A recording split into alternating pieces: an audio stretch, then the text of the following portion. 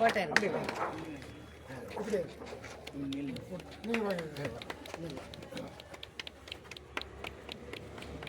தெரியுங்களா? தெரியுதா? தெரியுது. ஐயா தெரியும். ஐயா மனத்தில் அப்படி கீழே அப்படி சாப்பிட்டு ரொம்ப கீழே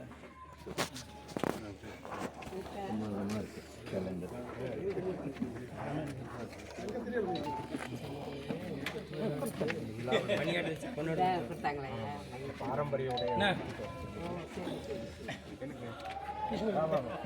ஓட்டு சனி தம்பதி முன்னாடி பணியாற்றி தமிழ்நாடு தமிழ் சார்பாக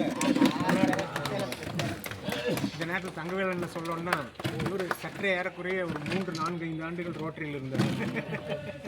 மகிழ்ச்சி.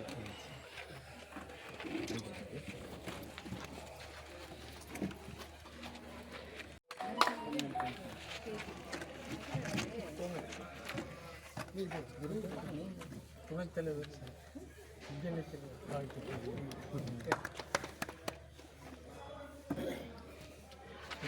புதிதாக செயலாளர் பதவியேற்ற மாணவர் அவர்களுக்கு தமிழ்நாடு தமிழ்ச்சங்கம் சார்பாக கொண்டாடி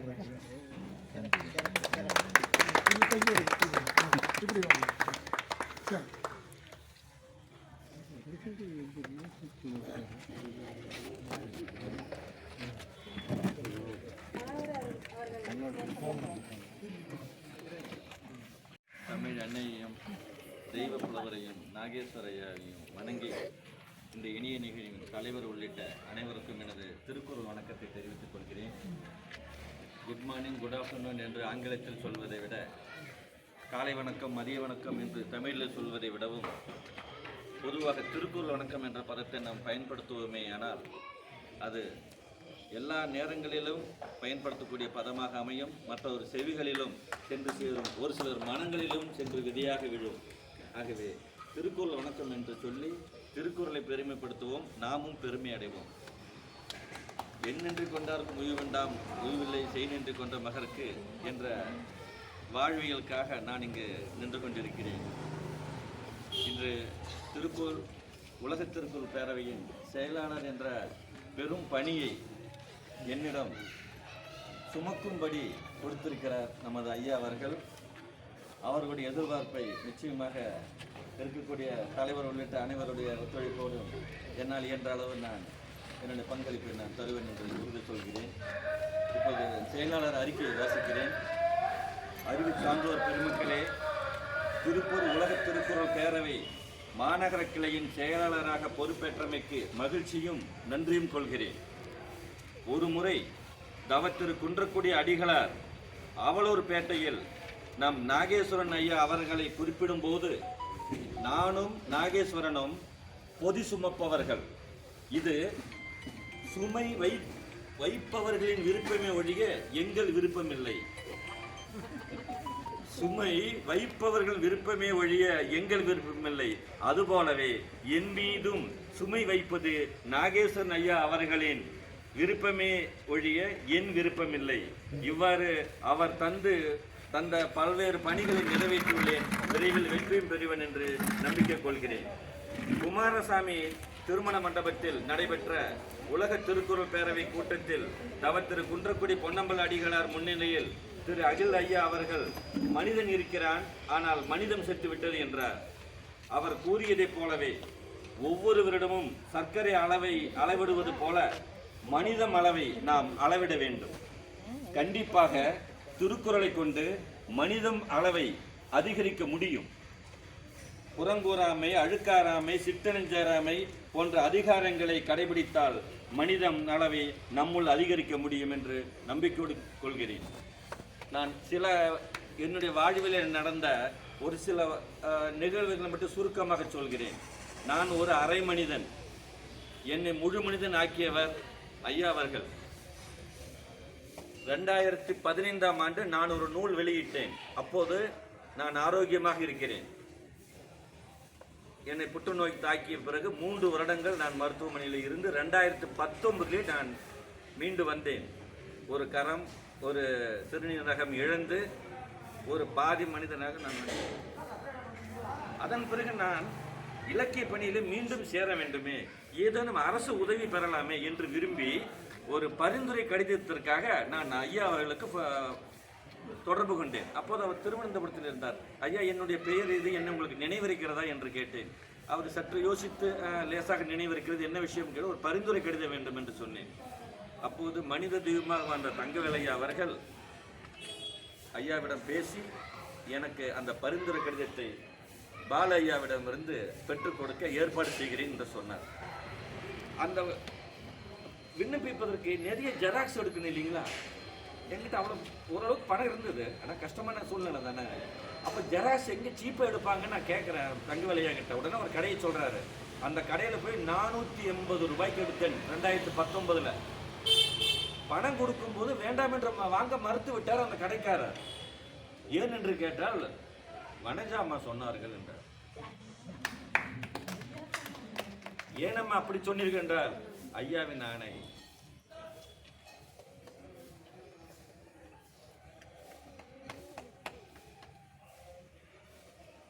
என்னுடைய முகத்தை மறந்து விட்டார்.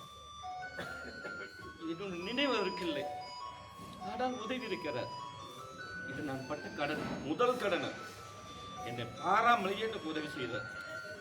அதன் பிறகு நான் திருக்குறள் கூட்டங்களுக்கு வந்து கொண்டிருந்த போது ஐயா ஒரு முறை திருப்பூருக்கு வந்தார். அன்றைய தினம் இந்த உதவியை நினைத்து நான் 2 வரிகள் பாடினேன். அவர் மனதனுள் சென்று விதையாக விழுந்து விட்டது.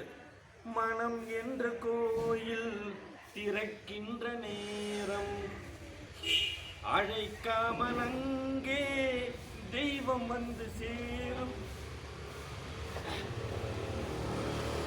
என்ற ஒரு 4 வரிகளை நான் பாடினேன். அது ஐயா அவர்கள் சென்று அமர்ந்து விட்டதுப்பா. அம்மையார் நீங்கள் பேசும்போது எதை விட்டு விட்டீர்கள் என்று எடுத்து கொடுத்தாரு. அதுபோல ஏதோ ஒன்று அவருக்குள் செய்திருக்கிறது. அதன் பிறகு இலக்கிய கூட்டங்கள் வந்து கொண்டிருந்த போது தனம் அம்மாவின் 1ஆம் ஆண்டு நினைவஞ்சலிக்காக நான் வந்து கொண்டிருக்கிறேன். அப்போது ஐயா எனக்கு ஃபோன் செய்து எனக்கு ஒரு பாடல் பாடித்தர முடியுமா என்று கேட்கிறார். நீர் வடிந்தால் நெஞ்சில் உதிரம் கொட்டுதடி, முடியுமா என்று கேட்கிறார். ஐயா, நான் பாடி 30 வருடங்களுக்கு மேலாகிவிட்டது. நான் முழு பாட்டில் நான் பாடுவதே இல்லை என்று சொன்னேன். ஆனாலும் முயற்சிக்கிறேன் என்று. அன்றுதான் நான் முதல் பாடலை தனம் அம்மாவின் 1ஆம் ஆண்டு நினைவஞ்சலின் போதுதான் நான் அந்த முழு பாடலை பாடினேன். ஆக என்னுள் இருந்த அந்த ஆற்றலை வெளிக்கொண்டு வந்தவர் ஐயா. ஒரு கல்லை சிலையாக்கியவர். அதன் பிறகு திருக்குறள் கூட்டங்களிலே நான் முதலில் பாடிய திருக்குறள் வாழ்த்து பாடல், அறிவுக்கு அந்த பாடலை பாட முடியுமா என்றார். அதை பாட வைத்தார். 3ஆவதாக கலாதரன் ஐயாவுடைய பிறந்த தினம் வந்தது. அன்றைய தினம் பிறந்த தினத்திற்காக இந்த பாடலை பாடுங்கள் என்றார். நான் அந்த பாடலை கேட்டதே இல்லை. ஐயா, அந்த பாடல் சுமாராக இருக்கிறது ஐயா, 100 ஆண்டு காலம் வாழும் என்று அந்த பாடலை பாடலாமா? இந்த பாடல் முடியுமா முடியாதா? உடனே நான் அதற்கு தயாராகிவிட்டேன். பிறந்த இடம் தேடி நடந்த தென்றலே பெருமையுடன் வருக, உன் திருவடி தாமரை தொடங்கிய பாதையில் தேசம் நன்மை பெருக. எனக்கு அந்த பாடலே பிடிக்காது. இன்று என்னுள்ள சென்று அது அமர்ந்து விட்டது. இப்படி ஒவ்வொன்றாக செய்து கொண்டிருந்த வேளையிலே ஒரு புது யுக்தியை விதைக்கிறார். திரைப்பட பாடல்களிலே திருக்குறள் பொருள் சார்ந்த பாடல்கள் நிறைய இருக்கின்றன. அந்த வரிகளை மட்டும் எடுத்து நீங்கள் இந்த முறை நீங்கள் உரையாற்றுங்கள் என்று ஒரு 7 திருக்குறளை சொல்லி அதற்கான குறளையும் சொல்லி சொன்னார். அதனுடைய தாக்கமாகத்தான் நான் இந்த நூலையே உருவாக்கினேன். இது மிக அவசரமாக உருவாக்கப்பட்ட நூல் என்பதால் இது ஒரு புது யுக்தி. இப்படி ஒவ்வொன்றையும் ஐயா அவர்கள் எனக்குள்ளே விதைத்து என்னை பாதி மனிதனாக இருந்தவனை முழு மனிதனாக ஆக்கிவிட்டார். அந்த நன்றியை நான் என்றென்றும் மறவேன். ஐயாவுக்கு நிறைய கடன்பட்டிருக்கிறேன். கடன் என்பது பெற்றவரிடம் திருப்பி கொடுக்க வேண்டியது. ஆனால் ஐயா வாங்கும் நிலையில் இல்லை. அப்போ நான் யாருக்காவது கொடுக்கவில்லை. நான் அதற்கான ஆட்களை பார்க்கிறேன். திருக்குறள் ரங்கராஜ் ஐயா, என் நண்பர் அப்பாஸ், இப்படி யார் பார்த்தாலும் இவர்களுக்கு நம்ம எதை செய்ய முடியுமா? ஐயா எனக்கு செய்ததை நான் மற்றவர்களுக்கு செய்த ஐயாவுக்கான கடனை நான் அடைக்க வேண்டும் என்று நான் ஒவ்வொருவராக தேடிக்கொண்டிருக்கிறேன். அனைத்திற்கும் வித்திட்ட ஐயா அவர்களை நான் என்றென்றும் மறவேன். இந்த பெரும் பொறுப்பை, பெரும் பணியை என்னிடம் கொடுத்திருக்கிறார். அதற்காக மீண்டும் ஒருவரை சபையோர் அனைவருக்கும் நன்றியை கூறி தடுத்தாட்கொண்ட புராணத்திலே சுந்தரர் எப்படி எம்பெருமான் சிவபெருமான் பித்தா பிறை சூடி பெருமானே அருளாளா என்று அடி கொடுத்து அவரை சுந்தரரை தடுத்தாட்கொண்டார். அதே பெருமாளுடைய பெயர் கொண்ட நாகேஸ்வரன் ஐயா எனக்கு ஒவ்வொரு பாடலுக்கான வாய்ப்பையும் அடியும் கொடுத்து என்னை முழு மனிதனாக்கி இருக்கிறார். அதற்கான நன்றி கடனை இந்த தமிழ் உலகத்திற்கு, திருக்குறளுக்கு, இந்த மனித சமுதாயத்துக்கு நான் கண்டிப்பாக நான் திருப்பி செலுத்துவேன் என்று இந்த சபையிலே நான் உறுதியாக வைத்து விடைபெறுகிறேன். நன்றி. திருக்குறள் கருத்தால் உருவான புத்தகம் ஐயா. மனோகரன் ஐயா அவர்கள் இப்போ இவ்வளோ நேரம் பேசினார் இல்லைங்களா, ஐயா வந்து நிறைய உதவிகள் பண்ணியிருக்காரு. நான் திருப்பி இப்படி செய்யாதுன்னு ஒரு நாவல் எழுதியிருக்காரு, பதிலுக்கு பதில் அப்படிங்கிற ஒரு புத்தகம் எழுதியிருக்காருங்க மனோகர். அதில் முழுக்க அதனுடைய கான்செப்ட் வந்து நம்ம ஒரு உதவி ஒருத்தர் பெற்றுக்கொண்டால் அந்த உதவியை மற்றவர்களுக்கு ஏதாவது ஒரு இடத்துல கடத்தணும் செய்யணும் அப்படிங்கிற கான்செப்டில் கிட்டத்தட்ட ஒரு 150 பக்கம் நினைக்கிறேன். நேற்று தான் படித்து முடித்தான். ரொம்ப அருமையாக புக் எழுதியிருக்காருங்க. பதிலுக்கு பதில். ஒருத்தர் நமக்கு உதவி பண்ணுறாங்க, ஏதோ ஒரு விதத்தில் உதவி பண்ணுறாங்க, சின்ன உதவி பண்ணுறாங்க, நம்ம மறுபடியும் அவங்க வந்து இன்னொருத்தருக்கு உதவி பண்ணணும், நமக்கு உதவி பண்ணணுங்கிற அவசியம் இல்லை, சூழ்நிலை வராது, சந்திக்க கூட முடியாது. அப்படி எழுதியிருக்காரு. அவருக்கு எங்களுடைய வாழ்த்துக்கள் தெரிவிச்சுக்கிறோம். அடுத்தபடியாக இந்த புத்தக வெளியீடு எனது அறிவு என்ற தங்கவேலு அவர்கள் இந்த மாதிரி சுதந்திரம் அடைகிறது அப்படிங்கிற புத்தகத்தை வந்து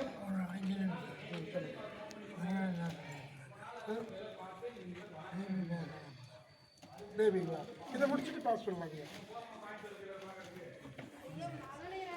சரி பேபி பேசலாம். பேபி வாமா.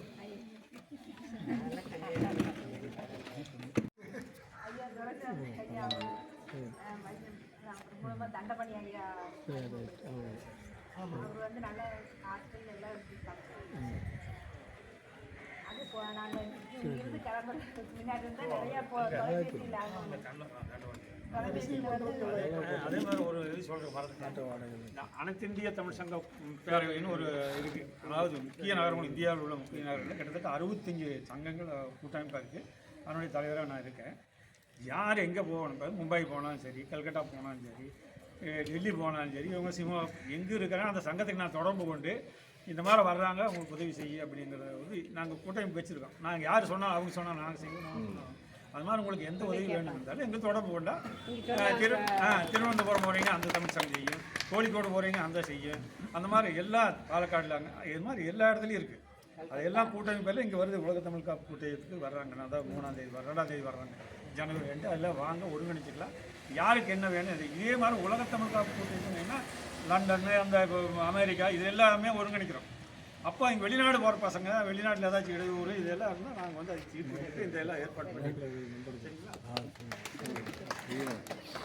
அந்த பொண்ணுக்கு சிமோகா காலேஜில் வந்து வெட்டினரி படிப்புக்கு இடம் கிடச்சிதுங்க. அங்கே போய் ஜாயின் பண்ணுறதுக்கு அதான் எங்கே போய் எந்த ஹாஸ்டல் தொலைகிறது அதெல்லாம் தெரியாது.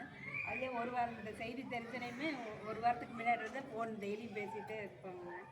அங்கே தண்டபணி ஐயாங்கிற ஒருத்தர் தொலைபேசி எண் கொடுத்து அவங்களுக்கு கான்டாக்ட் பண்ணிக்கோங்க எல்லாம் வழி நடத்துனாங்க. அவர் நல்லபடியாக எல்லா இதுவும் நாங்கள் கிளம்பி வர்ற வரைக்கும் அவர்கிட்ட கான்டாக்ட்லேயே வச்சுட்டு வந்து சேர்ற வரைக்கும் அவங்க தொலைபேசியில் கேட்டு இருப்பாங்க, நல்லா விசாரிச்சுட்டே இருப்பாங்க. பாப்பா நல்லபடியாக சேர்த்துட்டு வந்துட்டாங்க. Veterinary college doctor first year join பண்ணிட்டு கர்நாடகா. அது தெரியாதவரு இருந்தாலும் அங்கேயும் தமிழர்கள் தமிழ் மூலமாக நம்ம 2 லட்சம் பேர் இருக்காங்க. 2 லட்சம் பேர் இருக்காங்க. ஒரு பெரிய தமிழ் சங்கம் கட்டியிருக்காங்க, கல்யாண மண்டபம் கட்டியிருக்காங்க. நிறைய பேர் இருக்கிறாங்க. ஆனால் எல்லாம் கன்னடத்துலேயே பேச கட்டி தமிழர்கள் வந்து தெரியாது சேஃபாக இருக்கிறாங்க. ஐயா சங்கம் செய்யாதே சங்கம் செய்யும், தமிழும் செய்யும். தங்கவேலு ஐயா வந்து எங்கள் அப்பா தங்கவேலு ஐயா வந்து எல்லாருக்கும் உதவி பண்ணக்கூடியவருங்க. அவர்கிட்ட போய் எனக்கு ஒரு வேலை வேணும், இன்னொரு இடத்துல வேலை வாங்கி கொடுத்துருவாரு. பணம் இல்லாட்டி பணமும் கொடுத்துருவாருங்க. அப்படிப்பட்ட ஒரு மனிதருங்க. படிக்க முடியல அப்படின்னு சொல்லி நான் வந்து பள்ளியில் முதல்வராக இருக்கிறப்ப தனியார் பள்ளியில் முதல்வராக இருந்தேன். நான் நெஞ்சப்பட்ட வளர்ச்சி பள்ளியில் வந்து மேல்நிலை பள்ளி ஆசிரியர் இருந்தேன். யாராவது சீட்டு கிடைக்காம எந்தெந்த ஸ்கூலுக்கு போவாங்க, சீட்டு அட்மிஷன் இல்லைன்றாங்க, என்கிட்ட அனுப்பிச்சிடுவார். நீங்கள் அவருக்கு எப்படியே சீட்டு அட்மிஷன் பண்ணி கொடுத்துருவோம். அதை பள்ளி முதல்வராக இருக்கிறப்ப எங்கேயுமே எடுத்துக்க மாட்டாங்க. என்ட்ரன்ஸ் எக்ஸாம் வச்சு அவன் எடுக்கவே முடியாத அளவுக்கு அவன் மார்க் எடுப்பான். அவர் ஆனால் என்கிட்ட என்ன மாதிரி தங்கம் அனுப்பிச்சிடுவார். நீங்கள் என்ன சொல்லிட்டு தெரியாது, அவனுக்கு அட்மிஷன் கொடுத்து படிக்க வைக்க வேண்டுவார். அவனுக்கு அட்மிஷன் கொடுத்து படிக்க வச்சிருவோம். அந்த மாதிரி நிறைய உதவிகள் வந்து யார்கிட்ட சொல்ல மாட்டார், திடீர்னு செய்வாருங்க. அப்படிப்பட்ட அவர் செய்த உதவிகளுக்கெல்லாம் பார்த்தீங்கன்னா இவங்களுக்கு வேறு ஒரு வகையில் வருது. அதாவது அவர் செய்த உதவி வந்துங்க ஐயா மூலமாக ஐயாவுக்கு நிறைய உதவிகள் பண்ணியிருக்காரு. ஐயாவுக்கு தேவையானதெல்லாம் எல்லாம் செஞ்சு கொடுக்கக்கூடியவர். அப்படிப்பட்ட ஒரு மனிதருக்கு வந்து அவங்களுடைய பேத்தி வந்து நல்லா படித்தாங்க, நல்ல மதிப்பெண் எடுத்தாங்க. எம்பிபிஎஸ் கிடைக்காட்டி கூட வெட்டரி சயின்ஸில் வெட்டரி டாக்டராக அவங்களுக்கு செலெக்ஷன் ஆச்சு. அதுக்கு எல்லா துரைசாமி ஐயா வந்து உதவி பண்ணியிருக்காங்க. அப்படி வருது பாருங்க. பதிலுக்கு பதில் அப்படிங்கிற புத்தகத்தில் அவரை பற்றி அவர் மிக அற்புதமாக எழுதியிருப்பாருங்க மாணவர். ரொம்ப அருமையான ஒரு நிகழ்ச்சிங்க. ரொம்ப நன்றிமா. ரொம்ப தேங்க்ஸ். சுதந்திரம் அளிக்கிறது அப்படிங்கிற ஒரு புத்தகம் எழுதியிருக்காருங்க. இந்த புத்தகம் ரொம்ப அருமையான புத்தகம். மாணவர்களுக்காக எழுதப்பட்ட நூல், நகைச்சுவை நூல். சமுதாயத்தில் பல்வேறு மாற்றங்களை விழிப்புணர்வு ஏற்படுத்த வேண்டும், தண்ணீர் பிரச்சனை தீர்க்க வேண்டும், அந்த மாதிரியெல்லாம் பாதுகாப்பு, மாணவர்கள் நல்லா இருக்க வேண்டும், சமுதாயம் நன்றாக இருக்க வேண்டும் அப்படிங்கிற எண்ணத்தில் நோக்கத்தில் எழுதப்பட்ட நூல். இந்த நூலை வந்து துரைசாமி அவர்கள் வெளியிடுவார்கள். அதை நீரடி ஐயா அவர்கள்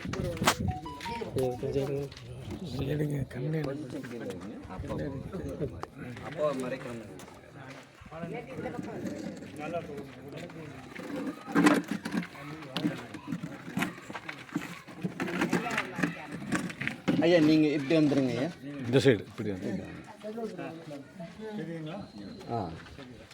ஐயா நீங்கள் சேர்ந்தாப்பில் நீங்கள்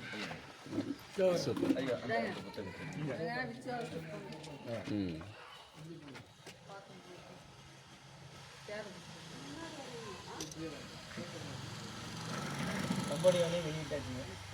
மலேசியா முந்திரியே வெளியிட்டார். தமிழ் சங்கத்தின் மூலமாக கடவுரங்கண்டா நிகழ்ச்சி நடைபெற்றதுங்க. அதுக்கு சவத்திரி குன்றக்குடி பெரிய அடிகளரின் 30 மணி நேர பேச்சு அடங்கிய இன்னைக்கு கிடைக்குமா ஒளிபெருக்குடன் வெளியிடுதல்.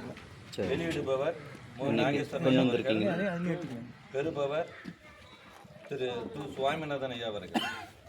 ஐயா ஒரு சின்னது அவர் வெளியிட்டது முதன் பதிப்பத்தை ஜோதிமா வாங்குவாங்க. 3 புத்தகமாக கொடுங்க.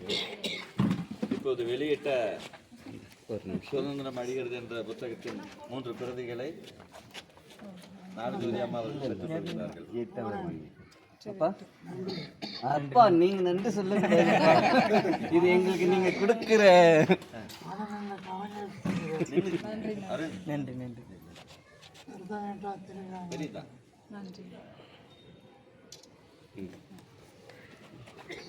இன்னொரு 4 போட்டுங்க. 4 அது 500 கல்ல வருது கொடுத்துருங்க. இன்னும் வீட்டுக்கு நிறைய பிள்ளைங்க வருவாங்க, அவங்களுக்கு ஏதாவது ஜோதிமா கொடுத்துட்டே இருப்பாங்க. நீங்க கொடுங்க. அப்படியே உட்காந்துக்காங்க. அண்ணா இங்க கொடுங்க.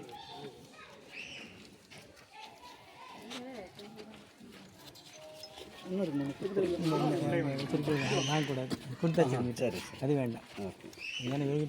அப்புறம் நம்ம நீங்கள் சொல்லுங்கள், அனுப்பிச்சு வேணும்னு இருக்கிறேன்.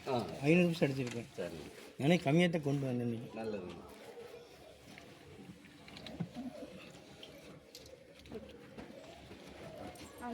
அடுத்த நிகழ்வாக 13/12/2025 டிசம்பர் திங்கள் 13ஆம் தேதியன்று கோபியில் நடைபெறவுள்ள உலக திருக்குறள் பேரவை மேனாடு சிறப்பித்தல் மற்றும் மாநாட்டு அறிமுக உரை திரு ஆர். ஜெயக்குமார் அவர்கள் தொகுத்து வழங்க கேட்டுக்கொள்கிறேன்.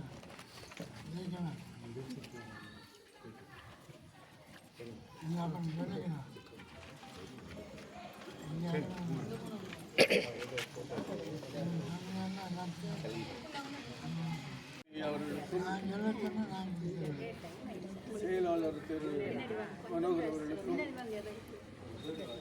பொதுச் செயலாளர் திருமதி வனஜா அவர்களுக்கும் மற்றும் ஏனைய நிர்வாகிகளுக்கும் மற்றும் இங்கே வருகை புரிந்திருக்கின்ற நிறுவனர் திரு நாகேஸ்வரன் ஐயா அவர்களுக்கும், திரு புவனேஸ்வர் சங்க தமிழ் சங்கத்தின் தலைவர் திரு துரைசாமி அவர்களுக்கும் மற்றும் தமிழ்நாடு தமிழ் சங்க தலைவர் திரு தங்கவேல் ஐயா அவர்களுக்கும், அவருடைய புதல்வர் திரு அருண் அவர்களுக்கும், திரு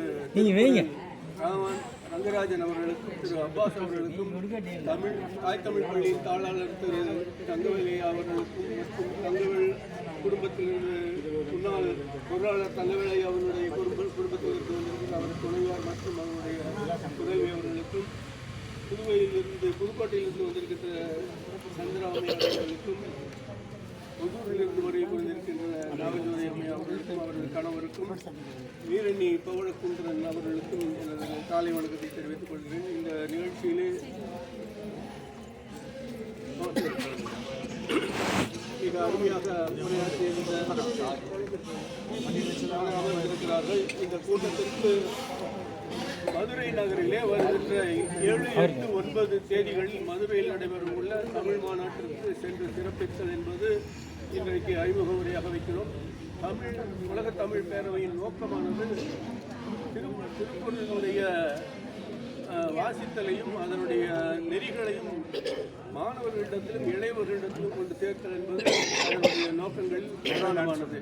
ஆக இந்த நிகழ்விலே நாம் ஒன்றை திருக்குறளை பற்றிய நெறிகளையும் அது கூறும் அறங்களையும் அது காட்டும் வாழ்வியல் நெறிகளையும் நாம் பின்பற்றி நடந்தால் நம்முடைய வாழ்க்கை உயரும் என்பதற்கு பல்வேறு சான்றுகள் இங்கே சான்றோர்கள் இங்கே அமர்ந்திருக்கிறார்கள்.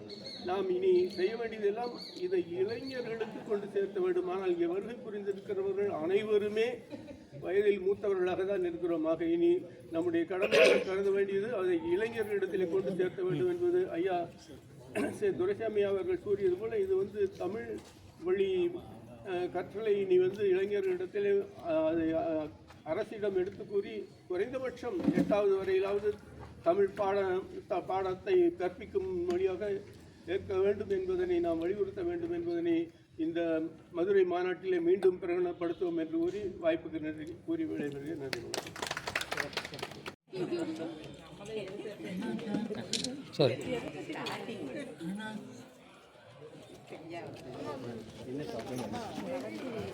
கம்மு போட்டுருக்கு. கம்மு ஃபோன் ஒட்டிக்குது.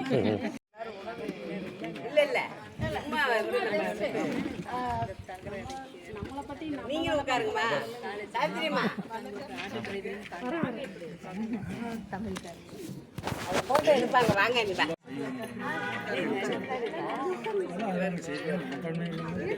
அப்படியே போடுவாங்க. சொல்லுங்க சாப்பாடு எடுத்து வச்சுருக்காங்க, வர சொல்லுங்க. இல்ல இங்க உட்காருங்க. உட்காருங்க பாக்காரு. உங்களை சாட்சியா வச்சுதான் நாங்களாம் பேச போறோம். பின்னாடி எல்லா பெண்களும் சாட்சியா வச்சு பேசுறோம். இந்த போட்டோ இதுல இருக்க. என்றும் இருக்க உளங்கொண்டாய், இன்பத் தமிழுக்கு இலக்கியமாய், இன்றும் இருத்தல் செய்கின்றாய், இரவாய் தமிழோடு இருப்பாய் நீ ஒன்று பொருள் அஃது இன்பமென உணர்ந்தாய் தாயுமானவனே, நின்ற பரத்து மாத்திரமோ நில்லா இகத்தும் நிற்பாய் நீ என்று எங்கும் நிறைந்து யாதுமாகி தாயுமானவனாய் ஒன்றா புகழுக்கு ஒப்பற்று விளக்கும் எந்தையை நான் இந்த இடத்திலே போற்றி பாரதி வரிகளை உளங்கொண்டு எண்ணிய எண்ணியாங்கு எய்துவ எண்ணியார் திண்ணியராக பெரின் என்ற வள்ளுவ வழியை அடியொற்றி நல்லதொரு நிகழ்விலே பெண்மை வாழ்கவென கூத்திடுவோமடா என்று பெண்மையை உணர்ந்து மகளிர் அரங்கம் இங்கே கட்டமைக்கப்பட்டு மகளிர் உள்ள கிடக்கையை ஓரிரு மணித்துளிகளில் அள்ளி தெளித்துவிட்டு அடுத்த வேலைக்கு செல்லும் துடிப்போடு அமர்ந்திருக்கும் ஆன்றோரே சான்றோரே, ஐயா நாகேஸ்வரனார் உள்ளிட்ட ஒப்பற்ற தகைசால் தகைமையாளர்கள், பேராளுமையில் பெரும் தொழிலதிபர்கள், அருமை மிகுந்த ஆசிரியர்கள், செழுமை மிக்க விழாக்குழுவினர், இந்த நிகழ்வின் பொறுப்பாளர்கள், வேறாய் நின்று உழைத்தவர்கள், செடியாய் பூவாய் கனியாய் தெரியும் செயற்பாட்டாளர்கள், நம் அனைவரையும் ஓரிடத்தில் சந்திக்க ஏற்பாடு செய்த மாபெரும் ஒருங்கிணைப்பு வல்லமையாளர் ஐயா திரு நாகேஸ்வரனார் அவர்களின் அழைப்பை ஏற்று மதிப்போடும் மகிழ்வோடும் பெருமையோடும் உரிமையோடும் உணர்வோடும் நல்வருகை புரிந்து பெருமைப்படுத்தி கொண்டிருக்கும் அந்தந்த ஊர்களின் மிகப்பெரிய வலிமை மிக்க ஆளுமை திலகங்களே, திருப்பூரின் திறமை மிக்க அறிஞர் பெருமக்களே, பெருமை மிக்க சுவைஞர்களே, உங்கள் அத்துணை பேரை மிகுந்த பணிவன்போடு வணங்கி மகிழ்கின்றேன். இந்த வாய்ப்பு எனக்கு கிடைத்திருப்பது எனக்கு மட்டுமே பெருமை. இதனால் திருப்பூர் மக்களுக்கு பெரிதாக நன்மை விளைந்துவிடப் போவதில்லை. ஆனால் இதுபோன்ற நிகழ்வுகள் நம்மை ஒற்றுமைப்படுத்தும் அருமையான தொழில் என்கிறார் வள்ளுவர். உவப்பத் தலைகூடி உள்ள பிரிதல் அனைத்தே புலவர் தொழில். நாம் மகிழ்ச்சியோடு ஒன்று கூடியிருக்கிறோம். ஒவ்வொருவரும் ஒருவருக்கொருவர் நலம் விசாரித்து கொண்டிருக்கிறோம். நம் ஊர் செய்திகளை பகிர்ந்து மகிழ்கிறோம். பேசி மகிழ்ந்து நிகழ்ச்சி நிறைவடைந்து இனி உங்களையெல்லாம் எப்போது காண்பேனோ தெரியாது என மனமது வருந்தி பிரிகின்ற அந்த பிரிவு கற்றவர்களுக்கே உரித்தான ஒரு அரிய செயல்முறை, தொழில்முறை என்கிறார் வள்ளுவர். அதுதான் இப்போது இங்கே அரங்கேறி வருகிறது. ஐயா, இந்த கூட்டத்தின் பொறுமை என்ன, நோக்கம் என்ன, பொருள், தலைப்பு என எப்படி வேண்டுமானாலும் சொல்லலாம். நான் கண்டண்டு என்னங்க ஐயா என்றேன். டக்குன்னு ஐயா திருக்குறள், சங்க இலக்கியம் இது சம்பந்தமாக தான் பேசணும்னு சொன்னார். எனக்கு பக்குன்னு ஆயிடுச்சு. இல்லையா, நாட்டில் என்னென்னமெல்லாம் நடக்குது, இதையெல்லாம் பற்றி பேசுங்க, நாட்டு நடப்பை பற்றி பேசுங்கன்னு சொல்லுவீங்கன்னு பார்த்தா நீங்கள் வந்துட்டு சங்க இலக்கியம் திருக்குறளுங்கிறீங்க. இதெல்லாம் எல்லாருக்குமே தான் தெரியுமேங்கய்யா அப்படின்னு சொல்கிறேன். அதெல்லாம் யார் என்னன்னு பேசலாம், சங்க இலக்கியம் திருக்குறளை பேசதான் இப்போ ஆள் இல்லை, அதனால் அதை பற்றி பேசுங்க அப்படின்னாரு. அப்போ வந்துட்டு ஐயாட்ட நான் அப்போ எனக்கு சங்க இலக்கியம்னா சங்க இலக்கியத்துக்குன்னே பிறவி எடுத்த மாதிரி இருக்கக்கூடிய அம்மா ராக்கு அம்மாவை தான் எனக்கு ரொம்ப முதன்மையாக எனக்கு நினைவில் வந்துச்சு. அவங்கள கண்டிப்பாக இன்றைக்கி அவங்களுடைய பேச்சை நம்ம கேட்கணும். அவங்களுடைய அந்த சிறப்பான உரையாடலை நம்ம கேட்டு இந்த நிகழ்ச்சியில் ஒரு பயனுடையவர்களாக நம்ம அந்த சுவையை உணர்ந்து கொண்டு போகணும். செவியிற் சுவையுணரா வாயுணர்வின் மக்கள் அவியினும் வாழினும் என் என்று சொன்ன வள்ளுவரும் செவிக்குணவில்லாத பொழுது சிறிது வயிற்றுக்கு வியப்படும் என்ற சூழ்நிலையிலே நாம் உட்காந்துக்கிட்டு இருக்கிறோம். மணி 12:45 ஆயிடுச்சு. எல்லோரும் வயசானாங்க, ஆளாளுக்கு சுகர் கம்ப்ளைண்ட் அது இதுன்னு ஏதாவது இருக்கக்கூடிய இந்த சூழ்நிலையில் இப்போ எங்களை பேச சொல்லிவிட்டு சும்மா என்ன பண்ணுவீங்களோ தெரியாது. இருந்தாலும் நான் இந்த நேரத்தில் இந்த கருத்தரங்கத்தில் சங்க இலக்கியம் திருக்குறள் இதை பற்றி பேச சொன்னாங்க. அதை பற்றியெல்லாம் எனக்கெல்லாம் எதுவுமே தெரியாது. நம்ம ராக்கு அம்மா இப்போ பேசுவாங்க, சங்க இலக்கியத்தை பற்றி பேசுவாங்க. திருக்குறளையும் சங்க இலக்கியத்தையும் ஒப்பிட்டு அவங்க இப்போ இந்த கருத்தரங்கத்தில் தொடங்கி வைப்பார்கள் என்று இந்த முதல் கூட்டத்தை இந்த நிறைவடைந்து அம்மாவை பேச சொல்லி அழைக்கிறேன். நன்றி. பேசணுமாம்மா, திருக்குறள் மாதிரி பேசணுமா? வணக்கம், அனைவருக்கும் வணக்கம். என்னை நன்றாக இறைவன் படைத்தனன், அன்னை தமிழுக்கு அணி செய்யுமாறு. நான் இங்கு எப்பொழுதுமே ஒரு நிர்பந்தத்திற்கு உள்ளாக்கப்படுகிறேன். இருப்பினும் அறிவார்ந்த தமிழார்ந்த தமிழ் செம்மல்களுக்கு இடையிலே பேசும்போது எனக்கு ஒரு பெருமை. இன்னும் தமிழை பேசுகிறோம் என்பதிலே, அருமை தமிழை பேசுகிறோம் என்பதிலே எனக்கு இன்னும் பெருமை. இந்த திருக்குறள் பேரவை என்று தொடங்கியது என்று எனக்கு அந்த நாள் அல்லது அந்த ஆண்டு எனக்கு நினைவில் இல்லை. தொடங்கப்பட்ட நாள் முதல் தமிழுக்காகவே, திருக்குறளுக்காகவே இயங்கிக் கொண்டிருக்கிறது. நம்மையெல்லாம் இயக்க வைத்து கொண்டிருக்கிறார் என்ற வகையிலே நம்மளுக்கெல்லாம் அப்பனாக இருக்கக்கூடிய ஐயாவை நாம் இந்த நேரத்திலே அதாவது வாழ்த்தி வணங்கி வரவேற்று, இன்னும் இந்த தமிழ் உலகம் தமிழ் அளவுக்கு பரவ வேண்டும் என்று சொல்லி எவ்வளவுக்கு பெருமைக்குரிய அந்த செயல்பாடுகளை எல்லாம் செய்து அமர்ந்திருக்கக்கூடிய துரைசாமி ஐயா அவர்களையும் இந்த நேரத்திலே வரவேற்று வணங்கி, இந்த திருக்குறள் அதாவது உலக திருக்குறள் பேரவை திருப்பூர் கிளையினுடைய இந்த கிளையை ஐயாவினுடைய தொடக்க நாள் முதலிலே இன்று வரை மிகச் செம்மாந்த அந்த நிலையிலே இவ்வளவு சிறப்பாக ஒரு தமிழ் அறிஞர்களை மட்டுமே நாங்கள் கொண்டு சென்று இயக்குவோம் என்ற வகையிலே நடத்தி கொண்டிருக்கக்கூடிய தலைவர், செயலர், இன்றைக்கு பொறுப்பேற்றிருக்கக்கூடிய அருமை சகோதரர் மனோகரன் ஐயா தொடங்கி அருமை சகோதரி வனஜா ஐயா அவர்கள் அம்மா அவர்களையும் இந்த நேரத்திலே அதாவது வரவேற்று வணங்கி, நீரணி பவளக்குன்ற ஐயா அவர்களும் இருக்கிறார்கள், ஐயா ரங்கசாமி ஐயா அவர்களும் இந்த நேரத்திலே அவர்களையும் வணங்கி, இன்னும் இந்த நிகழ்வுக்கு எல்லா வகையிலேயும் தமிழை கேட்டே ஆக வேண்டும், தமிழை பரப்பியே ஆக வேண்டும், தமிழ் தொண்டு புரிந்தே ஆக வேண்டும் என்ற வகையிலே வந்திருக்கக்கூடிய இன்னும் இந்த தமிழ் சார்ந்த ஐயா சுவாமிநாதன் ஐயா அவர்களும் சரி, மோகன்ராஜ் ஐயா அவர்களும் சரி, இன்னும் ஐயா சுதந்திரத்தை அதாவது உண்மையிலேயே சுதந்திரத்தை அழுக வைத்திருக்கிறோம் நாம் என்பதை மிக அழகாக அந்த நூலிலே சொல்லியிருப்பார். நான் இன்னும் வாசிக்கவில்லை. அந்த நூலை நான் கண்டிப்பாக போகும்பொழுது வாங்கித்தான் செல்வேன் என்று அருமையாக அந்த நூல் ஆக்கத்தை தந்திருக்கக்கூடிய ஐயாவும் சரி, தங்கவேல் ஐயா அவர்களினுடைய குடும்பத்திலிருந்து வந்திருக்கக்கூடியவர்களும் சரி, அருமை சகோதரர் இது ஜெயக்குமார் ஐயாவும் சரி, இன்னும் யாரெல்லாம் அருமை சகோதரர்கள் அத்துணை பேரையும் நான் விட்டிருக்கிறேனோ உங்கள் அத்துணை பேரையும் சரி, என் அருமை கணவரும் சரி, என்னை நிழல் படம் எடுப்பதற்காக மட்டும் ஓரமாக அமர்ந்திருக்கிறார் என்று நினைக்கிறேன். அவரையும் சரி இந்த நேரத்தில் வரவேற்று என்னுடைய உரையை இன்னும் நாகஜோதி அம்மாவையும் சந்திரா அம்மாவையும் நான் நிச்சயமாக இந்த நேரத்திலே நான் புகழ்ந்தே ஆக வேண்டிய கட்டாயத்தில் இருக்கிறேன். என்று சொன்னால் தமிழ் பணி என்று சொன்னால் எங்க இருந்தாலும் சரி ஐயா கூப்பிட்டுட்டாங்கன்னு சொன்னா எந்த சிரமத்தையுமே கருத மாட்டாங்க. சிரமம் கருதாது இந்த இடத்துல வந்து தமிழ் எனக்கு ஒண்ணுமே தெரியாதுன்னு சொல்றது ஒரு தன்னடக்கங்க. அந்த தன்னடக்கத்தோடு சேர்ந்து அத்துணையுமே அவங்க பேச இன்னும் பேச மாட்டாங்களான்னு கேட்கணும் நம்ம அத்துணை பேருமே. அப்படித்தான் அம்மா அவர்கள் தமிழ் தொண்டு, அவர்களுடைய இயல்பே தொண்டு தான். அந்த தமிழ் தொண்டு செய்யக்கூடிய அன்னை அவர்களை இந்த நேரத்திலே இந்த அவை பெருமை சேர்க்கிறது என்பதை விட இவர்கள் வந்திருப்பதால் நமது திருக்குறள் பெருமை கொள்கிறது என்ற இவர்களை இந்த நேரத்திலே வணங்கி அம்மா நாகஜோதி அம்மா அவர்களினுடைய துணைவர் ஐயா அவர்களோடு வந்திருக்கிறார்கள். அவர்களையும் நான் அதாவது 15 ஆண்டுகளுக்கு முன்னதாகவே நான் அறிந்திருக்கிறேன். அருமை சகோதரி அவர்களும் அருமையான தொண்டு புரிவக்கூடியவர்கள்.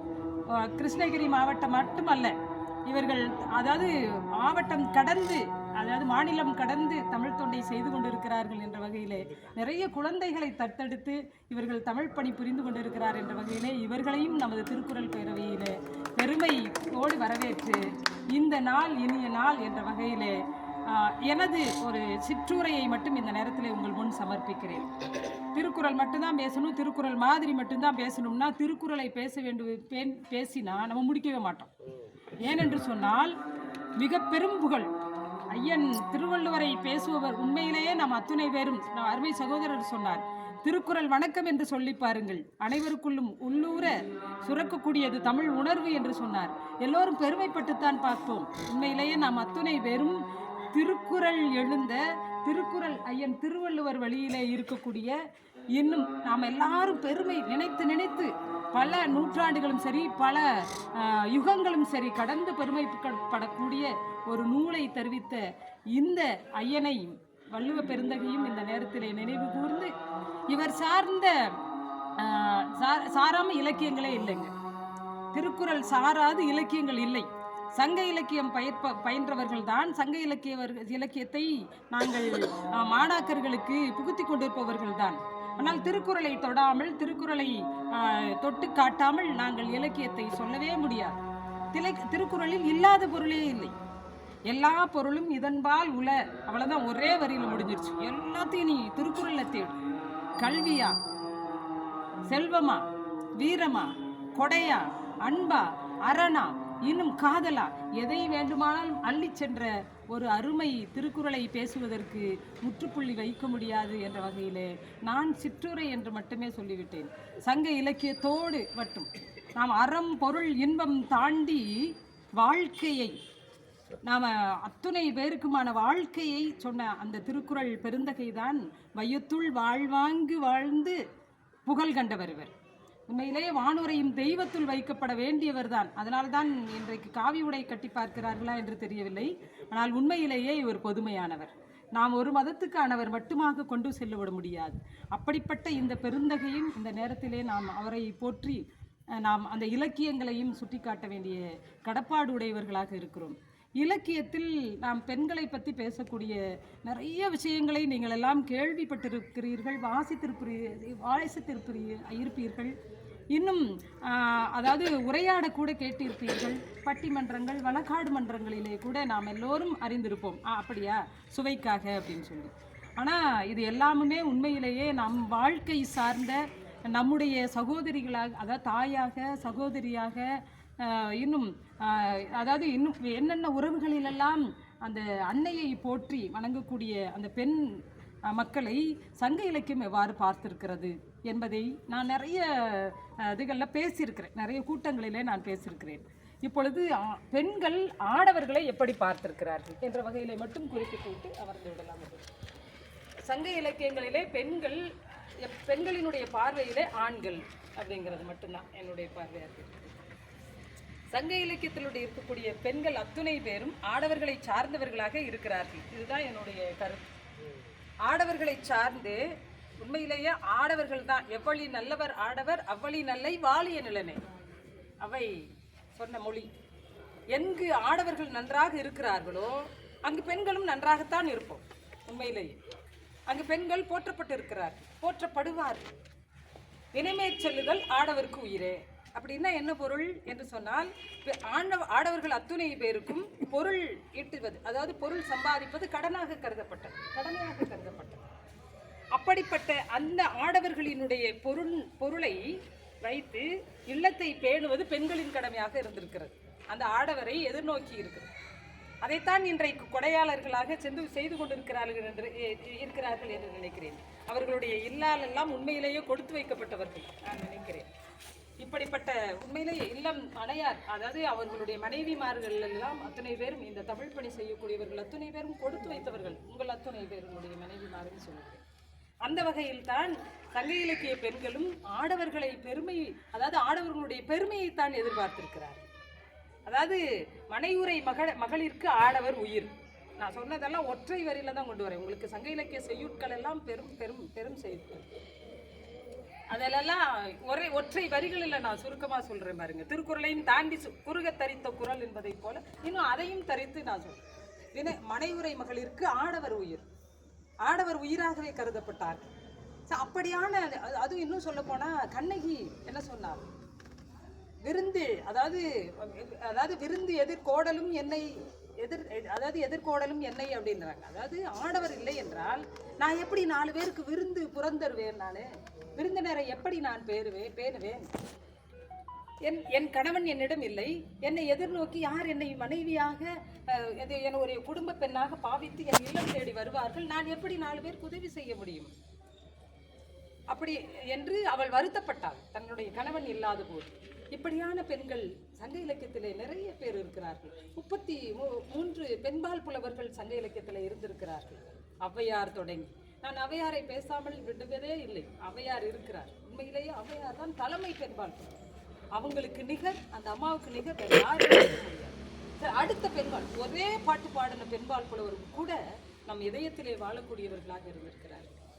சரி, பெண்பால் புலவர்கள் மட்டும்தானா? பாண்டியன் மனைவி, பாண்டி நாட்டை ஆழ்ந்த பாண்டியமன்னனுடைய மனைவி பேசுகிறார். பெருங்கோப்பெண்டு என்று ஒரு பெண், அவர் பேசுகிறார். பாண்டிய மன்னன் தோற்று போகிறார், சோழனோடு போரிட்டு தோற்று போகிறார். தோற்று போகிற போது எரியூட்டி அவரை அதாவது தோற்று போகிறாருன்னா போரிட்டு தான். தோற்று போகுவது என்பது மிக மட்டமாக பேசக்கூடிய செயல் அல்ல. போரிட்டு, தனக்கு நிகரான ஒரு போராளியோடு போரிட்டு, ஒரு வீரனோடு போரிட்டு இறந்து போகிறார், எரியூட்டப்படுகிறார்.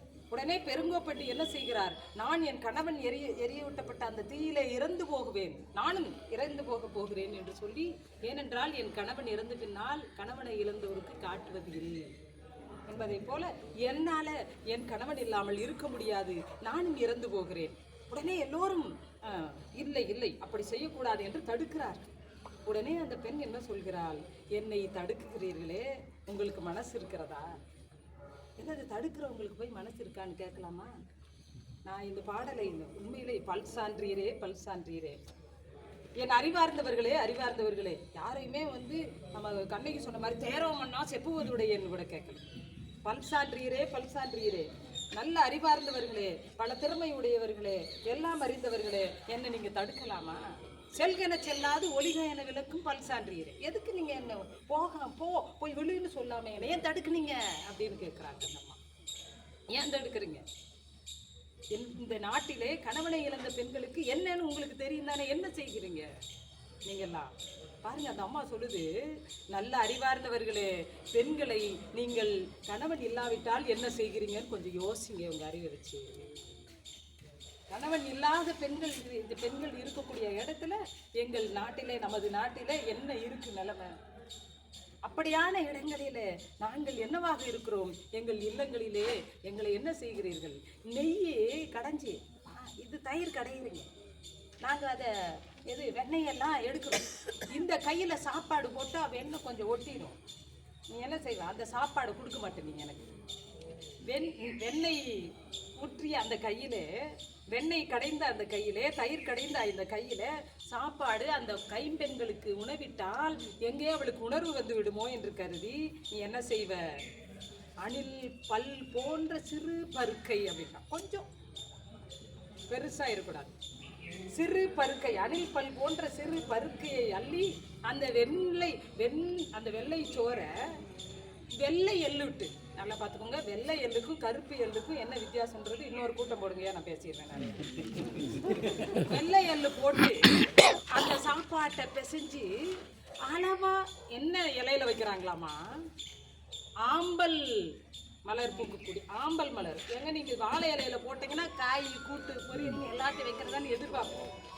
ஆம்பல் மலரக்கூடிய அந்த இலையில நூண்டு அந்த இலையில உருட்டி, எதுல வெறிஞ்சோரை வெள்ளை எள்ளு போட்டு உருட்டி, இல்லாத வேலைக்கீரையோடு உண்ண கொடுப்பாயே, இதை உண்ணுட்டு நான் உயிரோடு இருக்கணுமா?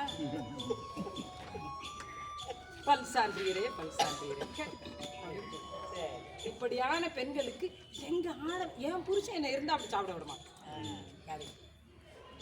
ஆனா சமுதாயம் என்னை எப்படி பார்க்கிறது ஐயா? இன்று வரை எப்படி பார்க்கிறது? பெண்கள் வேற மாதிரி வளர்றாங்க. ஆமா, அது வேற. நீங்க அதுக்கும் ஒரு இது நம்ம விவாத மேடை வச்சோம்னா இருக்கும்.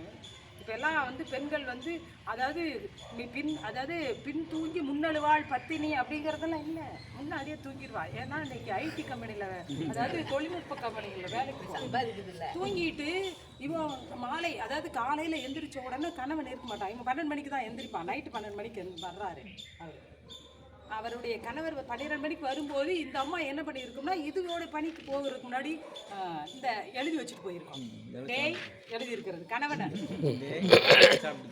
டேய் இந்த இது, அதாவது நான் இப்போ ஆங்கில வார்த்தை மட்டும் இப்போ மட்டும் பயன்படுத்தேன், ஃப்ரிட்ஜ் இந்த தமிழில் எழுதுவாங்க. அப்படி இல்லை, குளிரூட்டியில் சாப்பாடு வச்சுருக்காங்களா, நேற்று நைட்டு செஞ்ச சாப்பாடு. இப்போ இருக்க பெண்கள் இப்படிலாம் அப்படி காட்டப்படவே இல்லைங்க ஐயா சங்க இலக்கியத்தில். கணவனுக்காகவே தான் வாழ்ந்துருக்கு. அதனால தான் தெய்வம் தொழால் கொழுநன் தொழுதல்வால் பெய்யன பெய்யும் மழை நேர ஐயன். நாங்கள் கணவனுக்கு தெய்வத்தை தேடியெல்லாம் போய் விளக்கு போட மாட்டோம். சங்க இலக்கியத்தில் எந்த பெண்ணும் போய் உட்காந்து தெய்வத்தை தேடி ஓடி போய் கார்த்திகை விளக்கு போட்டது கிடையாது.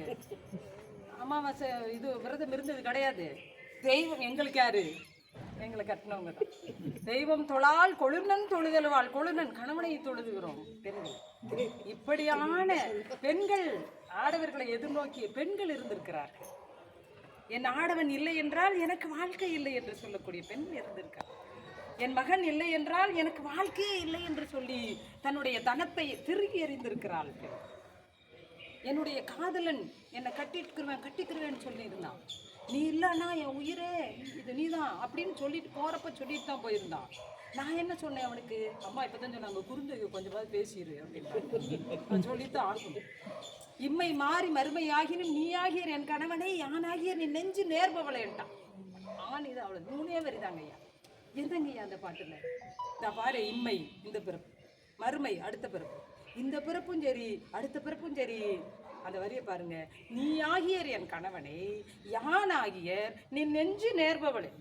நீ தான் என் கணவன், நான் மட்டும்தான் உன் நெஞ்சத்தில் இருக்கணும். கேட்டுக்கோ. நீ வேற எங்கேயாவது கை வச்சுட்டு வந்துடாதடா. வெளியில பொருள் தேட போற, வெளியில பொருள் தேட போறோம். பரத்தை, இல் பரத்தை, சேரி பரத்தை, காம பரத்தை, பரத்தைக்கு ஒரு பட்டியல இருக்கு, அதுக்கு ஒரு தலைப்பு கொடுத்து பேசுவோம். அப்படியான அந்த இடங்கள்ல போய் கை வச்சுட்டு வந்துடாத. ஏன்னா நீ இந்த பிறப்பிலே என் கணவன், நான் மட்டுமே உன் மனைவி. அப்படித்தானே இன்னைக்கு வரைக்கும் நாங்களும் இருக்கோம். கணவன் எங்கேயாவது ஒரு பிள்ளை, அழகான பிள்ளைய நீங்க இதுல கூட்டிட்டு போக சொல்லுங்க, இது வண்டியில ஒரு பிள்ளைய கூட்டிட்டு போகணும்னா விடுவோமா? என் தலைவர் வந்திருக்காரு, ஒரு பிள்ளை இங்க இந்த பக்கம் போகுது, அண்ணா வந்து ஏத்துங்கன்னு போறப்ப போவோம். அந்த பக்கம் அந்த அது ரொம்ப பிடிச்சிருக்குது, இது ஒண்ணு வாங்கி தரீங்களான்னு கேட்டு வாங்கி கொடுத்து நான் போவேன். வாங்கி கொடுத்துக்கிட்டு இருக்காரு, அது என் கண்ணுல சிக்குதுன்னா நான் விடுவேனா? இப்படிதாங்க நாங்களும் இருக்கோம். அதுதான் அந்த சங்க இலக்கிய தலைவி பேசி இருக்கிறாள். இம்மை மாறி மறுமை ஆகினும் நீ ஆகியர் என் கணவனை, யானாகிய நெஞ்சு நேர்பவளே, உன் இதயத்தில் நான் தான் இருக்க வேண்டும். அதை தலைவனே பேசியிருக்காங்க சங்க இலக்கியம். என்ன பேசியிருக்கான்? நான் தெரியாதனமா இது, அதாவது பொருள் தேட போயிட்டு வந்துக்கிட்டு இருந்தேன். வர்ற வழியில என்னுடைய பழைய தோழி, அதான் அந்த எற்பரத்தை, அந்த காதற்பரத்தை, ஏன் உங்களுக்கு பிடிச்ச அயர்மீன் குழம்பு இருக்கு, சாப்பிட்டு போகக்கூடாதா அப்படின்னு கேட்டான். உடனே நான் அவள் வீட்டுக்கு சென்றேன். ஏன், எனக்கு ஐரு மீன் குழம்பு அவளுக்கு பிடிக்கும்னு தெரிஞ்சு மனசில் வச்சிருக்கா பாருங்க, அதனால நான் போனேன். அவள் உடனே என்னை உபசரித்து எனக்கு உணவு கொடுத்தால் நான் உண்டேன், மகிழ்ந்தேன். இந்த செய்தியை இந்த பாணன் என்னுடைய தலைவிட்டு போய் சொல்லிவிட்டான். பாரு, உன்னுடைய தலைவன் மரத்தையினிடத்து இருந்து கொண்டிருக்கிறான், நீ அவனுடைய வரவை எதிர்நோக்கி மொழிதையர் பிசைந்து காந்தல் மெல்விரல என்ன பண்ணியிருக்க, தயிர் குழம்பு பிடிக்கும், மோர் குழம்பு பிடிக்கும் வச்சுக்கொண்டு வைத்து கொண்டிருக்கிறாய். உன்னுடைய கணவன் பரத்தை நிலத்தில் இருக்கிறான் என்று சொல்லிவிட்டான். உடனே தலைவிக்கு வரும்ல, வரணும், வந்தாத்தான் பெண்கள் கோபம் வரணும். கோபம் வருது, ஆனால் நாங்கள் காட்ட மாட்டோம். கோபத்தை பாத்திரத்தில் காட்டுவோம், இன்னைக்கு அப்படிதான் பண்ணுறோம், எதையாவது பண்ணுவோம், நேரடியாக காட்ட முடியும். இதே மாதிரியான பெண்கள் தன்னுடைய கோப கொப்பளிப்பை தன்னுடைய குழந்தை எடுத்து காட்டுவான். குழந்தை ஓடி அப்பா என்று வருகிற போது ஓடி போய் அணைக்கிறது, செல்லாதே, அவரு நேரம் இங்கே வரல. உடனே அவள் என்ன செய்தாள், அந்த அந்த அந்த தவிப்பு அவளுக்கு இருக்கு. உடனே தோழி சொல்கிறாள், அவன் உன்மேல் இருக்கக்கூடிய பற்றின் காரணமாகத்தானே வந்தான், காதல் இல்லை என்று சொன்னால் வரமாட்டான், பரத்தை வீட்டுமே தங்கி இருப்பான்.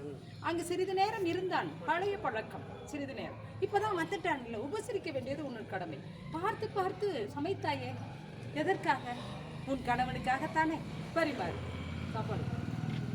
சரி போனா போதுன்னு கோபத்தை ஓரமா வச்சுட்டு சாப்பாடு பரிமாறினாலாம். தலைவன் சாப்பிட்டாராம். இது எத்தனையுமே பாடல் இருக்கு, ஒவ்வொன்றும் நான் சொன்ன நிகழ்வுகள் எல்லாமே வேறு வேறு பாடல்கள் இருக்கு. உடனே உணவுண்டான், அவனுக்கு பிடித்த அந்த அறுசுவை உணவுகளை பரிமாறினாள் எம் தலைவி, சங்க இலக்கிய தலைவி, சங்க இலக்கிய பெண்ணை. உடனே உண்டான், ஆகா அத்துணை அருமை, மிகச்சுவையாக இருக்கிறது அப்படின்னு சொன்னான். எது, ஐர மீன் குழம்பு மாதிரியா? இல்லை, இவ போட்டது சைவ சாப்பாடு. இல்லை இல்லை, இந்த காய் சொன்னேன், இந்த பொரியலை சொன்னேன், இதோ எனக்கு பிடித்த மோர் குழம்பு வைத்திருக்கிறாயே அதே சொன்னேன். சாப்பிட்டேன். சரி, சாப்பிடும்போது என் தலைவனுக்கு கொஞ்சம் புறையேறி தும்மல் வருகிறது. தும்மல் வருகிறது. சங்க இலக்கியத்தில் ஒருவர் தும்மினால் இன்னொருவர் நினைக்கிறார் என்றுதான் நம்ம நம்பிக்கை. அப்படிதான் இப்போ கூட அப்படித்தான் பண்ணுறோம். ஏன்னா நிறைய நம்பிக்கைகளை கடந்து வேற மாதிரி வாழ்ந்துட்டு இருக்கிறோம் ஐயா. அப்போது அப்படி இப்போ இவருக்கு தும்மல் வருகிறது. தும்மிட்டார். தும்மலை அடக்கக்கூடாதுன்னு அறிவியல் வேறு சொல்லுது. தும்மிட்டார். உடனே வந்துச்சே தலைவி, நம்ம வள்ளுவர் போட்டிருக்காரு, அழுத்தினேன். நானா என்ன பண்ணேன், நான் அடக்க பார்த்தேன். உடனே அழுதனல், அழுதுட்டா. எதுக்காக அடக்கிற தும்மலை? யார் உன்னை நினைச்ச, எவர் உள்ளி தும்மி நோய், நான் எங்க இருக்கேன், ஓ முன்னாடி உட்கார்ந்துருக்கேன், அழுதனா, யார் உன்னை உள்ளினா நினைத்து, எவர் உள்ளி தும்மி நோய், நான் இங்க இருக்கிற பொழுது வேறு எவன் உன்னை நினைச்சா, எதற்காக நீ தும்மினாய்? இப்படி சிறு விஷயத்தில் ஆங்கிலத்தில் சொல்லுகிறோமே பொசசிவ் அப்படின்னு சொல்றாங்க பாருங்க, எங்க கிட்ட அது இருக்குங்கய்யா. சங்க இலக்கியம் தொடங்கி இப்போ வரைக்கும் நாங்கள் ஆடவர் பால் தான் அன்பு வைத்திருக்கிறோம், எங்களுக்கான ஆடவர் பால் தான் அன்பு வைத்திருக்கிறோம். அப்படித்தான் சங்க இலக்கிய பெண்கள் காட்டப்பட்டிருக்கிறார்கள். எம்முடைய தலைவியினுடைய காதல் இது என்று சொல்லி பெண்பால், அதாவது பெண்பாளையாரனுடைய அத்துணை காதலும் அத்துணை பொறுப்பும் குடும்பத்தை நோக்கி, அந்த குடும்பத்தை தாங்குகிற கணவனை நோக்கி, அந்த குடும்பத்தின் பெருமையாய் விளங்குகிற குழந்தைகளை நோக்கித்தான் இருக்கும் என்று சொல்லி எம் அருமைன்னு கூட சொல்லலை, நம் அருமை வள்ளுவ பெருந்தகை தொடங்கி சங்க இலக்கியங்களினுடைய 10,000 பாடல்களுக்கு மேல் இருக்கிறது. அதில் பெண்பாலினுடைய செய்திகளை ஆய்வு செய்து பார்த்தால் அத்துணையும் ஆடவர் சார்ந்த, ஆடவரை பெருமைப்படுத்துகிற, ஆடவரை சார்ந்துதான் அவர்களை வாழ்க்கை கொள்ளுகிற முறையை சுட்டிக்காட்டுகிறது என்று சொல்லி, இன்னும் நாள் கிடைத்தால் நான் உங்களோடு சேர்ந்து பகிர்ந்து கொள்வேன் என்று கூறி, என்னுடைய வாய்மொழி கேட்டமைக்காக உங்கள் அத்துணை பேருக்கும் நெஞ்சார்ந்த நன்றியை கூறி, ஐயா அவர்களுக்கு இந்த நேரத்தில் இன்னும் என்னுடைய மன்னிப்பையும் நன்றியையும் சேர்த்து தெரிவித்து அமர்கிறேன். நன்றி. எனக்கு ஐயா நிறுத்த சொல்கிறாரு போல, அதுக்கு முன்னையே நம்ம நிறுத்திடுறது நல்லது. இதை விட அருமையான ஒரு பேச்சு. இப்போ எங்களுக்கெல்லாம் வந்துட்டு பசியெல்லாம் ஒன்றும் இல்லைம்மா, உன்னை கேட்டுக்கிட்டே இருக்கணும் போல இருந்துச்சு. இல்லைங்களா சார்? உண்மை தானே? கண்டிப்பாக கேட்டுக்கிட்டே இருக்கணும் போல இருந்துச்சு. இன்னும் கொஞ்சம் பேசணும் ஐயா வந்து 15 நிமிஷத்துக்குள்ள அப்படின்னாரு. 15 வருஷத்துல இன்னைக்காவது எங்களை புகழ்ந்தீங்களா? அதே மாதிரி 5 வருஷம் அடிபட்டு கிடக்குது. அதை சொல்லுங்க. நீங்க மாதிரி பேசிட்டு இருக்கா நாங்களே எழுந்திரிச்சு போயிடுவோம் அப்படிங்கிறாரு ஐயா. அடுத்ததா வந்துட்டு நம்ம நாகஜோதி அவங்க வந்துட்டு இப்போ பேசுவாங்க. அதாவது அவங்களும் ப்ரிப்பேர்டாக வரல. அவங்க 13ஆம் தேதியில் போடவும் வந்துட்டு அவங்க 13ஆம் தேதி தானே அப்படின்ட்டு அவங்க எந்த ஒரு இதில் இருந்தாலும் அவங்க தெரிஞ்சதை சொல்லுவாங்க. திருக்குறளை ஒட்டி அவங்க நிறைய இடங்களில் பேசியிருக்கிறதுனால கண்டிப்பாக பேசுவாங்க. எல்லாருக்குமா சேர்த்து அம்மா ராக்கம்மா பேசினாங்க ரொம்ப அழகா. இலக்கியத்துல இருந்தெல்லாம் எடுத்து அவர் சொன்ன மாதிரி ஆண் பெண் வந்து எப்படி இருந்தாங்க, இணையே ஆடவருக்கு உயிரே அப்படிங்கிறத ரொம்ப அழகா எடுத்து சொன்னாங்க. ரொம்ப சிறப்பாக இருந்ததுங்கம்மா. உலகத்தில் இருக்க எல்லா மக்களும் ஒரு ஒரு குரலில் ஒரு ஒரு மொழியில் பேசிட்டு இருப்பாங்க. ஆனால் திருக்குறள் தமிழ் மொழி உலக மொழியில் பேசிய ஒரு திருக்குறள். அழகாக சொன்னார். சிறை காக்கும் காப்பு எவன் செய்யும் மகளிர் நிறை காக்கும் காப்பே தலை. அது யாருனாலும் செய்யலாம்ப்பா. நம்ம மகளிரோட நிறை காக்கும் காப்பு தான் தலையாய நோக்கமாக இருக்குன்னு எவ்வளோ அற்புதமான கொடுத்தார் இல்லையா? அதுபோல் இன்னைக்கு இந்த மகளிரை இங்கே உட்கார வச்சு ஒரு அரங்கம், ஒரு கொஞ்ச நேரத்தில் கூட இந்த பெண்களுக்குன்னு ஒரு மதிப்பும் ஒரு மரியாதையும் கொடுத்து அவங்களுக்கும் இந்த மாதிரி இருக்காங்க அவங்க அறிவு அப்படின்றத இங்கே உட்கார வைத்திருக்கக்கூடிய நம்ம நாகேஸ்வரன் ஐயா அவர்களுக்கும், அதுவும் இல்லாமல் இப்போ பேசுறதுங்கிறது இங்கே ஒவ்வொருத்தரும் ஒரு மனிதர்கள் அல்ல, இங்கே இருக்கக்கூடியவர்கள் ஒவ்வொருவரும் 1000 மனிதர்களுக்கு சமமானவர்கள். ஏன்னா அறிவுசார் பெருமக்கள், சான்றோர்கள் நீங்கள். ஒரு திருக்குறள் 1330 குறளையும் அனைத்தையும் தெரிந்த ஒரு எந்த இடத்துல எப்படி கேட்டாலும் நான் அதை எல்லா பாலும் முப்பாலும் சொல்லக்கூடிய ஒருவர் முன்னாடியெல்லாம் நம்ம பேசுகிறோமா, நம்மளையும் நிற்க வச்சு பேச வைக்கிறாங்க. இந்த மாதிரி அறிஞர்கள் வந்து எங்கேயும் முன்னாடி நிற்க வச்சு பேச வச்சிருக்கீங்க அப்படின்னும்போது உங்கள் அனைவருக்கும் பணிவான நன்றியை தெரிவிச்சுக்கிறோம். பாரதி செல்வார்,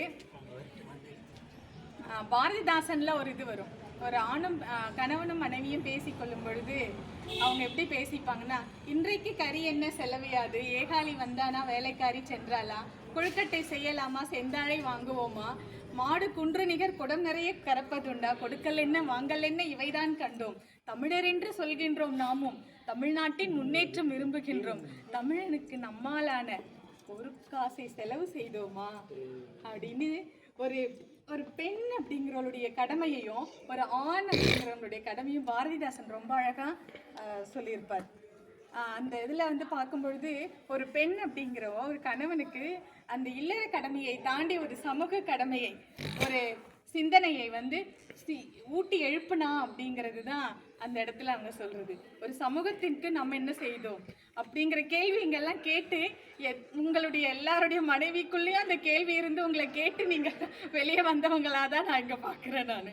ஸோ அதுபோல் ஒவ்வொரு பெண்ணுக்கும் ஒரு ஆணுடைய ஒத்துழைப்பும், ஒவ்வொரு ஆணுக்கும் அந்த பெண்ணுடைய ஒத்துழைப்புங்கிறது நீயா நானா என்பதல்ல, நீயும் நானும் என்பது.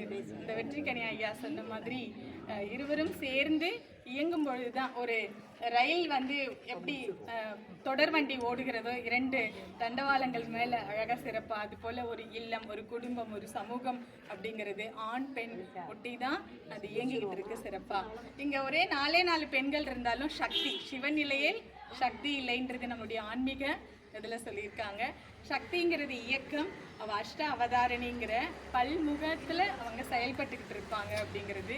அந்த சும்மா இருக்கின்ற சிவத்திலிருந்து தான் அந்த இயக்கமும் செயல்பட்டுட்டு இருக்கு அப்படிங்கிறது தான் ஒரு பெரிய தாத்பரியம். அந்த கோட்பாடு எல்லாமே எல்லாரும் இணைந்து செயல்படும் பொழுது ஐயா சொன்னார் இல்லைங்களா, ஒன்றுபட்டால் உண்டு வாழ்வு, எல்லாரையும் ஒருங்கிணைக்கிறங்கிறது. இப்போ ஐயா வந்திருக்காரு துரைசாமி ஐயான்னா ஒட்டுமொத்த நம்மளுடைய தமிழ் இயக்கத்தினுடைய அந்த மாதிரி அவருடைய அந்த மாதிரி தான்.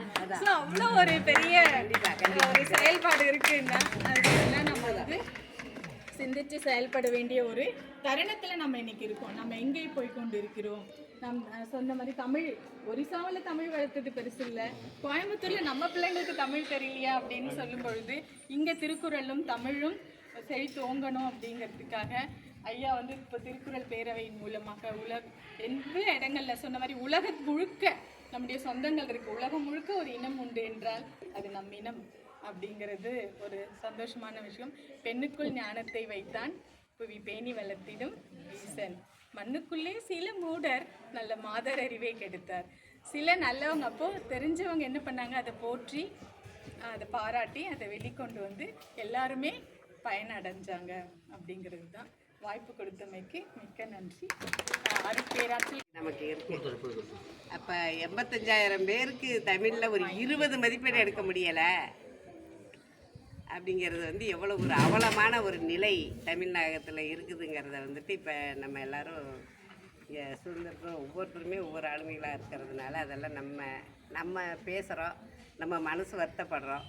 ஐயா சொன்ன மாதிரி எல்லாரும் ஒருங்கிணைஞ்சு ஒரு கூட்டமைப்பாக இருந்தோம்னா நம்மளுடைய குரலை நம்ம ஒலிக்க வைக்கலாம். தனித்தனியாக இருக்கிறதுனால தான் நம்மளால் ஒரு எப்படி வந்து ஒரு அமைப்பு ஒரு உருவாக்க சிங்கம் அனைத்து மாணவர்களையும் பாஸ் செய்ய வைக்கக்கூடிய ஒரு தமிழில் வெற்றி பெறதுக்கு என்ன வழி? 20 மார்க் வாங்க முடியல, அதனால 85,000 பேர் தங்களுடைய வாய்ப்பை இழந்திருக்காங்க அப்படிங்கிற ஒரு அவலமான சூழ்நிலை. இப்போ எல்லாம் அதை வந்து ஒரு அரசியலாக்க பார்க்குறாங்க. இந்த ஆட்சியில் வந்துதான் அந்த ஆட்சியில் வந்தான், அதெல்லாம் ஆட்சி இல்லை. நம்ம படிக்க வைக்கல, நம்ம பிள்ளைங்களை நம்ம படிக்க வைக்கல. நம்ம படிக்க வைக்காமல் நம்ம தவறு செஞ்சுட்டு ஆட்சியாளர்களையெல்லாம் நம்ம ஒன்றும் சொல்ல முடியாது. நம்ம வந்துட்டு நமக்கு தேவையானதை வந்துட்டு நம்ம எடுத்துக்கலை, அதை வந்து நம்ம குழந்தைங்கக்கிட்ட கொண்டு போய் சேர்க்கணும் அப்படிங்கிற ஒரு கருத்தை இந்த இடத்துல நான் பதிவு செஞ்சுட்டு, அடுத்து வந்துட்டு நேரம் கருதி வனஜாம்மா சாவித்திரி அம்மாலாம் வந்துட்டு தங்களுடைய பெரும்போக்காக வந்துட்டு இல்லை நம்ம நிறுத்திக்கலாம், ஐயாவுக்கெல்லாம் நம்ம வழிவிடுவோம், மணி ஆகி போச்சு அப்படின்னு சொன்னாங்க. அவங்களுக்கு இந்த நேரத்தில் நன்றியை சொல்லி வனஜா வந்து நன்றி சொல்ல போகிறாங்க. என்ன யார் நன்றி சொல்ல போகிறா? சாமி சொல்கிறியா? 2 பேசுறியா? வனஜா வந்து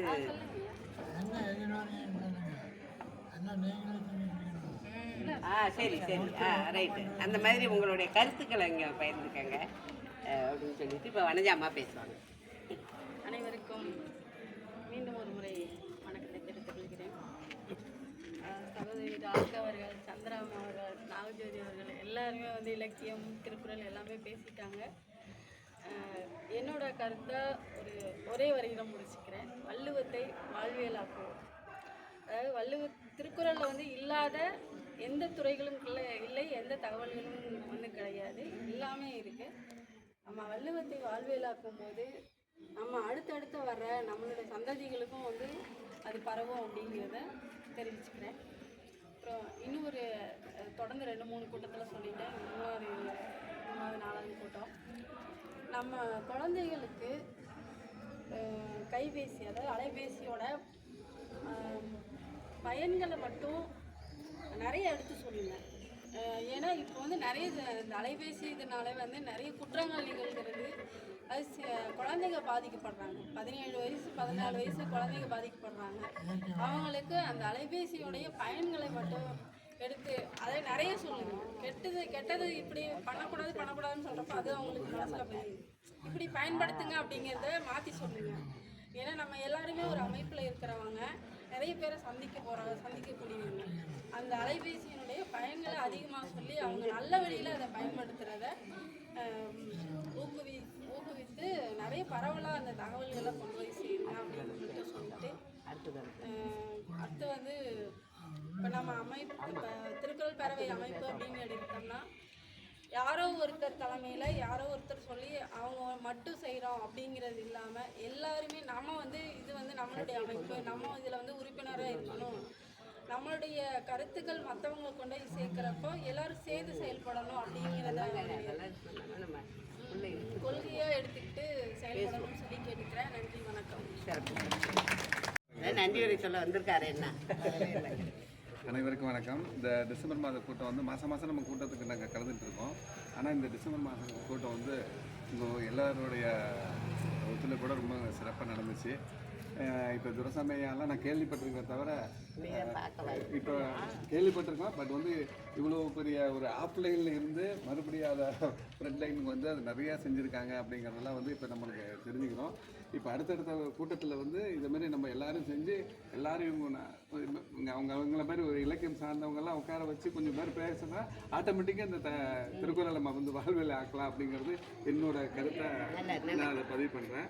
ஒவ்வொரு மாதமும் இந்த மாதிரி ஒரு ஆளுமையை கொண்டாந்து வச்சு பேச வைக்கணும், அவங்கள கேட்க வைக்கணும், அவங்க மூலயமா ஒரு பேருக்கு போகணும் அப்படிங்கிற மாதிரி ஒரு சுச்சுவேஷனை உருவாக்கணும் அப்படிங்கிறத நான் கற்றுக்கிட்டேன். ஐயாவோட வழிமுறையில் சேர்றதுனால நாம் கொஞ்சம் பின்னாடி நின்னாலும் உங்களை மாதிரி ஆளுங்களை கொண்டாந்து உட்கார வச்சு எல்லாரையும் கொண்ட வச்சு இந்த வாழ்வையாக்கணும் அப்படிங்கிறத வந்து நான் வந்து ரொம்ப தெளிவாக இருந்துக்கிட்டு அதுக்கான என்ன வேலை முயற்சியோ அதை பண்ணிகிட்ருக்கேன்.